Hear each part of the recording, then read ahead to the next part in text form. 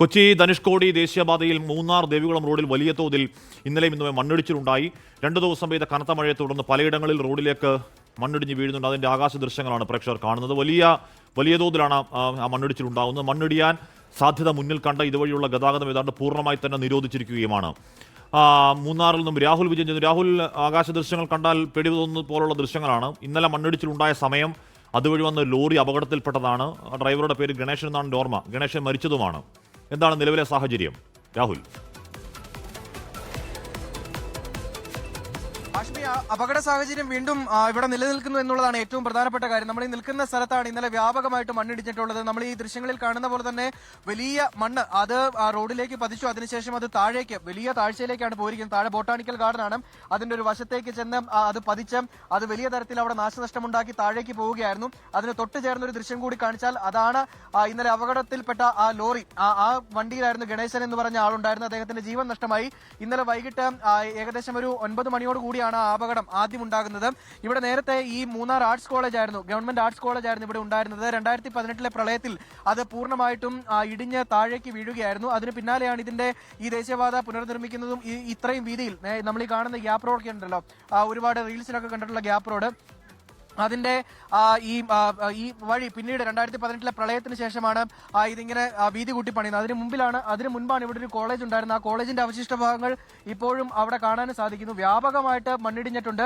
ഇത് എപ്പോഴും നീക്കി ഇവിടെ ഈ ഗതാഗതം പുനഃസ്ഥാപിക്കാൻ കഴിയുമെന്നുള്ള കാര്യത്തിൽ ഇപ്പോഴും ഒരു വ്യക്തതയില്ല. വീണ്ടും മണ്ണിടിയാനുള്ള ഒരു സാധ്യതയുണ്ട്. ചെറിയ തോതിൽ ആ ഭാഗത്തു നിന്നൊക്കെ മണ്ണിടിഞ്ഞ് തുടങ്ങുകയും ചെയ്തിട്ടുണ്ട്. ഇത് ഇവിടെ മാത്രം ഉണ്ടാകുന്ന ഒരു പ്രതിഭാസമോ അല്ലെങ്കിൽ ഏതെങ്കിലും തരത്തിൽ ഇവിടെ മാത്രമായി ഇടിയുന്നതല്ല. കൊച്ചി ധനുഷ്കോടി ദേശീയപാതയിൽ ഇപ്പോൾ ശരിക്കും പറഞ്ഞാൽ നേരിമംഗലം മുതൽ അങ്ങ് ഈ ഗ്യാപ്പ് റോഡ് അവസാനിക്കുന്നവിടം വരെ പെരിയകനാൽ വരെയുള്ള ഭാഗത്ത് എപ്പോൾ വേണമെങ്കിലും മണ്ണിടിയാവുന്ന ഒരു സാധ്യതയുണ്ട്. ഈ റോഡിന്റെ നിർമ്മാണ ഘട്ടത്തിൽ തന്നെ വലിയ തരത്തിൽ ആക്ഷേപങ്ങൾ ഉയർന്നിരുന്നു. ഇതിന്റെ നിർമ്മാണം അശാസ്ത്രീയമായ രീതിയിലാണ്.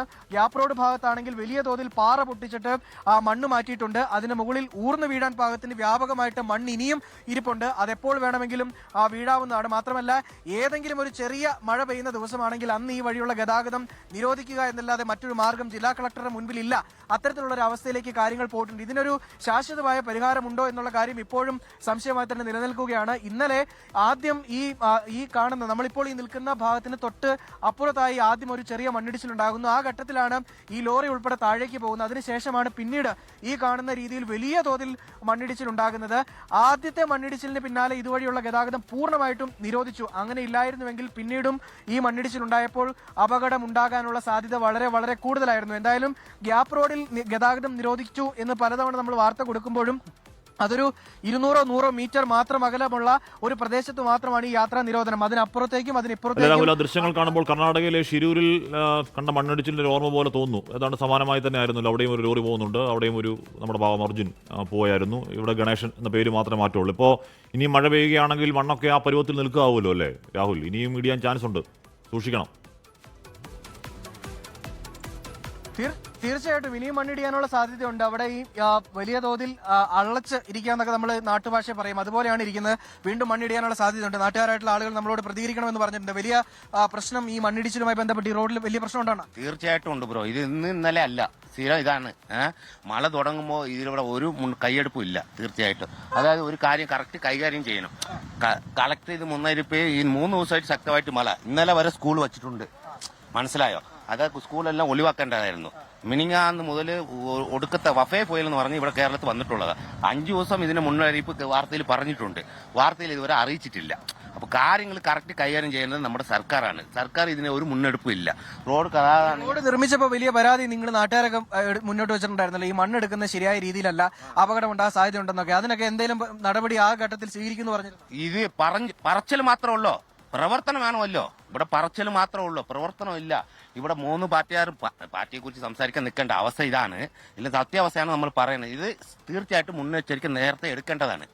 തീർച്ചയായിട്ടും അങ്ങനെ തന്നെയാണ്. ഏതെങ്കിലും തരത്തിൽ ഇതിന്റെ നിർമ്മാണവുമായി ബന്ധപ്പെട്ട അപാകതകൾ ഉണ്ടായിട്ടുണ്ട് എന്നുള്ള പരാതി ആദ്യം മുതൽ തന്നെ ഉയരുന്നതാണ്. ഇപ്പോൾ ഉയരുന്നത് അല്ല. പക്ഷേ എന്തായാലും ഈ അപകടം അത് ഒരു ഭീകരമായിട്ടുള്ള അപകടമാണ്. നേരത്തെ ഈ ഗ്യാപ്പ് റോഡ് ഭാഗത്തുണ്ടായ മണ്ണിടിച്ചിലിന് സമാനമായ രീതിയിൽ ഇവിടെ മണ്ണിടിഞ്ഞിട്ടുണ്ട്. അത് താഴെ ഈ ബോട്ടാണിക്കൽ ഗാർഡനെ ഉൾപ്പെടെ ബാധിക്കുകയും ചെയ്തിട്ടുണ്ട്. ഇത് കാണുന്നതിനൊക്കെ ആയിട്ട് പല ആളുകളും ഇങ്ങോട്ടേക്ക് വരുന്നുണ്ട്. നമ്മൾ തന്നെ വന്നപ്പോൾ ഒരു ആശങ്ക ഉണ്ടാക്കുന്ന ഒരു സാഹചര്യം ഇവിടെ ഉണ്ടെന്ന് പറയാതിരിക്കാൻ കഴിയില്ല. പരമാവധി ആളുകൾ ഇത് കാണാൻ വേണ്ടി ഇങ്ങോട്ടേക്ക് വരരുത്. ഈ മണ്ണ് മാറ്റുക അത്ര എളുപ്പമുള്ള കാര്യമല്ല. കുറച്ച് ദിവസം കഴിഞ്ഞിട്ടായിരിക്കും ഒരുപക്ഷെ മാറ്റാൻ സാധ്യതയുണ്ടാവുക. കാരണം മഴ പൂർണ്ണമായി മാറി വെയിൽ തെളിഞ്ഞെങ്കിൽ മാത്രമേ ഇവിടെ സുരക്ഷിതമായി മണ്ണുമാന്തി യന്ത്രം ഉൾപ്പെടെ ഉപയോഗിച്ചുകൊണ്ട് ഈ മണ്ണ് മാറ്റാൻ പറ്റുകയുള്ളൂ എന്നുള്ളതാണ് പറഞ്ഞിരിക്കുന്നത്. ആളുകൾ പരമാവധി സഹകരിക്കുന്നുണ്ട്. അതിനപ്പുറത്തേക്ക് വിനോദസഞ്ചാരികളായിട്ട് വരുന്ന ആളുകൾ ഇങ്ങോട്ടേക്ക് ഇത് കാണുന്നതിന്, മണ്ണിടിച്ചിൽ കാണുന്നതിന് വേണ്ടി വരാതിരിക്കുക. വലിയ അപകടം ഇവിടെ പതിയിരിപ്പുണ്ട്. ഏത് സമയം വേണമെങ്കിലും വീണ്ടും ഇതിന്റെ സൈഡിൽ നിന്ന് ഇടിയാവുന്നതാണ്.